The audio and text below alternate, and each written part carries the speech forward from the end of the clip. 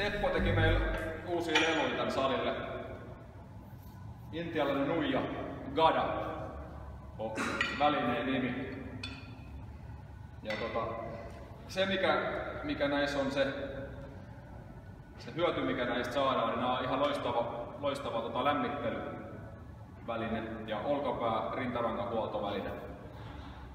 Vähän aikaa liikkeen tekemistä tällä vetkellä, niin aika pian valmis penkkaamaan. Ja parhaimmillaan jäykkä olkapäinen kannattaa tehdä sen ennen jopa takakyykkyreitä. Nätisti lämpiä. Pitkäs juoksu kun tekee paljon, niin rintaranka aukeaa, olkapäin pysyy terveen, kiertää kalvosimet, tulee vahvoiksi. Monipuolinen, monta kärpäistä yhden iskun laite, keskivartalohallinta, kaikki tulee siinä samalla. Mutta tehdään progressioita. Harjoitellaan progressioita, että päästään siihen lopulliseen liikkeeseen. Ensimmäinen olisi tällainen. Maha kiinni, ihan niin kuin kaikessa. Kylkikaari painetaan alas, pidetään maha tiukkana. Pistetään nuija heilumaan.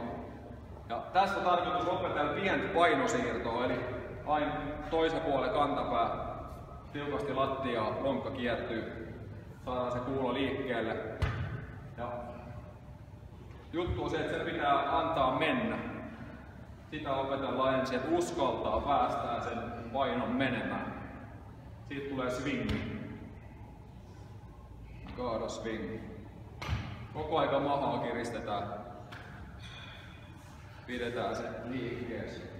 Ja mitä lähempään keskilinjaa pystytään pitämään nyrkit, sen helpommin se liikkuu. Heti kun lähtee viemään käsiä sivulle, niin se ei ole enää hallinnassa. Keskellä jaloilla painosiirrolla saadaan se liikkeelle. Hyvä.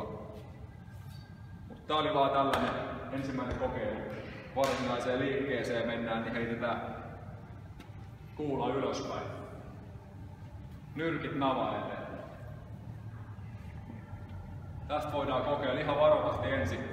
Päästetään se vaikka olkapää päälle. Maha kireänä. Niskantaa. Ja vedetään takas. Nyrkit nava eteen. Muutama kerta. Antaa painon mennä. Tiukasti mahalla rutistamalla. Latseella vääntämällä. Väännetään se tuohon hallintaan. Tasapainoon. Nyrkit nava eteen. Hyvä.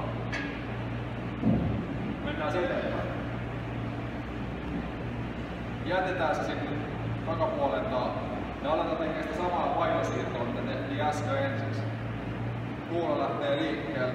Annetaan se mennä isoon liike. Taas sama homma, että jos kädet lähtee menee paljon sivuille, niin se ei ole hallinnassa. Kädet pysyy siellä suoraan niskan yläpuolella. Annetaan se oikein mennä kunnolla vaakatasoon asti. Maha pidetään kiinni. Ja siinä vaiheessa, kun se on kerran saatu tuon pitkän sivulle, se pyörähtää ympäri, niin voidaan vetää kädet taas nava eteen. Tehdään pari kertaa uudestaan.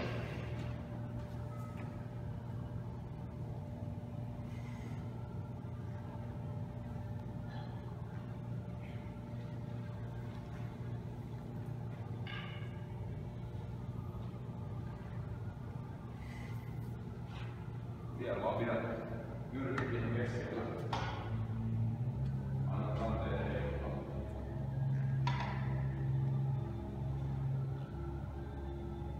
Hyvä. Noin. No, mennään eteenpäin. Eli mistä lähtee koko kierros. 360 astetta ympäri. Eli vaikka se näyttää siltä, että kuulla tekee isoa ympyrää, niin me ei tarvitse käsillä sitä liikettä, vaan kädet nousee ylös ja tulee takas alas. Mutta nyt nostetaan kädet ylös niin, että kuulla kaatuu saman tien sivulle. Ja annetaan se heilahtaa ympäri.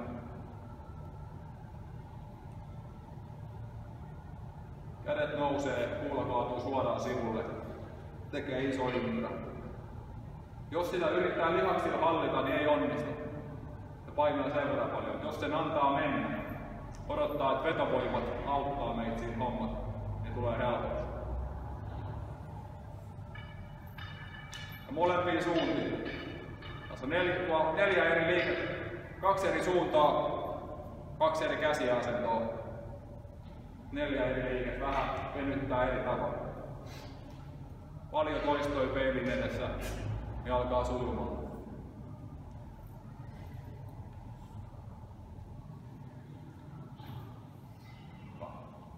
Tee vaan vielä.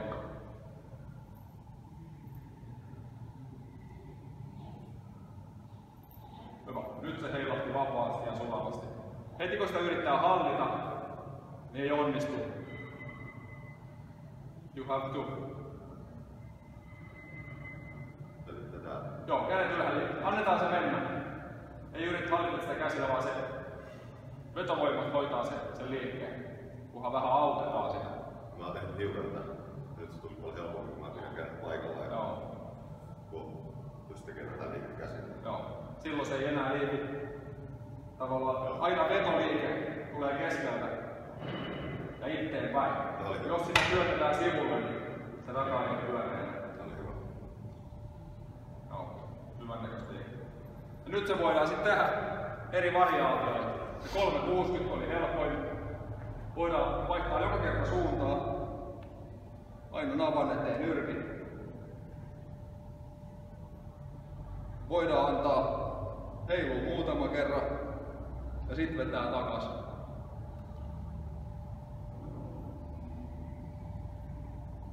Käsiasento vaihtuu. Tästä harjoittelemaan peili edes kannattaa tehdä ensimmäiset toistot. YouTubesta löytyy lisää tietoa.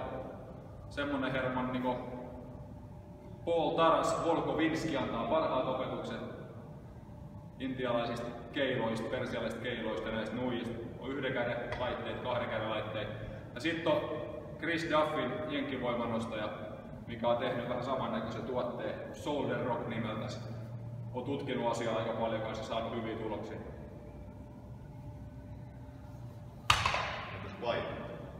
Tosi pieni paino aluksi. Mieluummin 100 toistoa kevyellä, kun muutama huono toisto raskaalla. Eli semmoinen 100 toistoa voisi olla lämmittelyssä ihanne. Riittää varmasti. Lähes joka päivä. Olkapäät kiittää.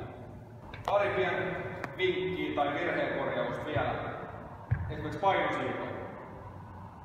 Ei ole tarkoitus, että liikutaan sivuttain. Me halutaan, että meidän keskipiste pysyy ihan paikallaan. Ajattele, että jos harpilla piirretään ympyrä, ei tule nättiä ympyrää, jos keskipiste liikkuu koko ajan. Nyt sillä tavalla, että polvet vähän koukussa. Lonkka pysyy paikallaan, mutta vuoro perään, toinen jalka suoraksi. Sehän tarkoittaa sitä, että lonkka kääntyy. Mä painan toisen jalan suoraksi, lonkka kääntyy samaan aikaan. Kun siellä pitää ajattelee, että tämä on ympyrä sisällä. Ja nyt polvet koukkuu, painat jalat suoraksi. Lonkka kääntyy, vuoro perään. Ja sama homma niin käsille, ja sama harppiajatus. Jos harpi keskipiste liikkuu hirveästi sivuttain, niin ei tule nätti ympärä. Aika vaikea hallita sitä painoa. Pyöritellään.